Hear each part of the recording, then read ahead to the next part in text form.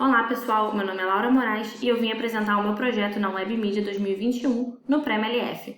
O meu projeto é intitulado Supporting Decisions Using Educational Data Analysis, ou seja, como podemos apoiar a tomada de decisão utilizando análise de dados educacionais. A primeira coisa que eu gostaria de apresentar para vocês é o contexto, o que é a análise de dados educacionais. Então, no mundo educacional, nós temos três principais atores, são os alunos, os professores e os coordenadores. E agora temos também os ambientes educacionais. Todos esses nossos atores, eles produzem dados educacionais que depois serão analisados para gerar novos conhecimentos que são reutilizados pelos nossos atores. O interessante é que os ambientes educacionais, eles provêm agora novos tipos de dados que vão além, por exemplo, de perguntas e respostas. Eles provêm também o perfil de comportamento do aluno, ou seja, a frequência de login, a frequência de leitura do material didático, e tudo isso pode ser utilizado aqui nesse processo. Então, esse processo aqui começa com o processamento dos dados, né? Depois, a utilização de métodos para encontrar padrões nesses dados, que por fim vão ser interpretados e aplicados. Qual que é a motivação para a utilização dessa análise de dados educacionais, né? Como ela pode de fato melhorar a educação e a sociedade? Então, se a gente for comparar uma sala de aula do século XVII, do século XVIII, com uma sala de aula atual, a gente consegue ver muita pouca diferença. Então, a gente continua com as nossas aulas expositivas e poucas métricas e evidências do aprendizado do aluno. A ideia da análise de dados é que a gente possa tomar decisões baseadas em dados além do instinto e da experiência que já está aí presente nos nossos professores. A gente soma a isso a turmas grandes que dificultam ainda mais a análise individualizada sem algum mecanismo para ajudar, ou até as turmas virtuais, em que a gente perdeu o nosso contato visual e a gente não tem nem mais o aluno, por exemplo, balançando a cabeça para você verificar se ele entendeu ou não o que está acontecendo. Então, a ideia da análise de dados é que ela pode trazer insights para alunos, professores e administradores. E o que são esses insights? Esses insights, eles na verdade são ações. Eles são decisões por parte desses atores que vão levar à melhoria do processo de aprendizado. Então, como que é a metodologia na análise de dados educacionais? Então, a metodologia começa com a coleta dos dados. A metodologia ela é iterativa. Ela começa com a coleta dos dados e esses dados podem ser coletados, por exemplo, em ambientes educacionais ou até mesmo serem dados fornecidos por professores e alunos. Depois, nós vamos à análise, ou seja, são as perguntas. Nesta fase, nós fizemos uma revisão da literatura para levantar quais são as perguntas que um aluno, um professor ou um coordenador pode ter enquanto está dentro de um curso. Ou seja, pode ser, um aluno pode se perguntar se ele está dedicando tempo suficiente para aquele curso. Um professor pode se perguntar se as questões estão com a dificuldade adequada em determinado exame.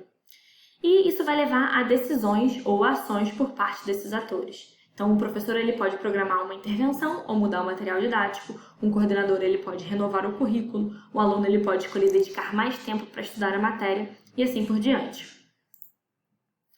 Eu gostaria de apresentar para vocês o nosso sistema, ele se chama Machine Teaching e ele vem sendo utilizado nas turmas de computação no UFRJ desde 2018. Então, são turmas de introdução à programação na linguagem Python. No primeiro semestre de 2021, nós tivemos 15 turmas utilizando o sistema simultaneamente, com mais de 500 alunos. Nos últimos 3 anos, nós já tivemos 2.200 alunos passando pelo sistema e nós temos no nosso banco de dados mais de 420 mil respostas às questões enviadas pelos próprios alunos. Para os alunos, a gente provê uma interface em que ele vai ter o enunciado do problema, ele tem um espaço que ele pode responder esse problema com um código, e aí ele vai executar esse código. Esse código vai ser verificado em relação ao código de um professor. Então, a gente vai comparar essa resposta do professor e a resposta do aluno são a mesma para diferentes casos. Então, o interessante aqui é que o aluno pode inspecionar os casos que ele não passou, por exemplo. Então, ele pode identificar onde o código dele está falhando. E aqui ele tem um espaço de escrita e testes livres em que ele pode inspecionar mais a fundo a função que ele criou, a resposta que ele deu e tentar entender aonde que ela não está funcionando. E aí, tanto para professores quanto para alunos, nós provemos painéis em que algumas estatísticas são sumarizadas. Então, um aluno ele tem acesso ao tempo que ele está demorando para resolver um exercício, quais são os erros mais comuns que ele está cometendo. Um professor tem essa informação por aluno e por turma. Um professor ele consegue ver, por exemplo, quais os problemas os alunos estão demorando mais para resolver, o que pode ajudar ele a identificar uma falha, né, naquele conteúdo, e assim por diante.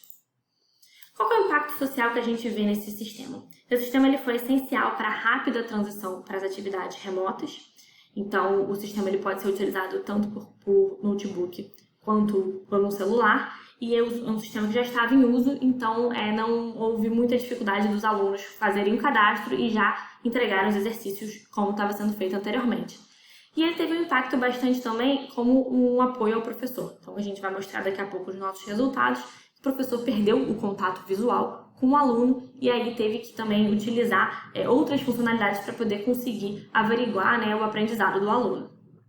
E esse é um curso estratégico para alunos que precisam iniciar prematuramente suas carreiras profissionais, principalmente depois do ano passado, em que muitas famílias brasileiras perderam, né, a capacidade financeira.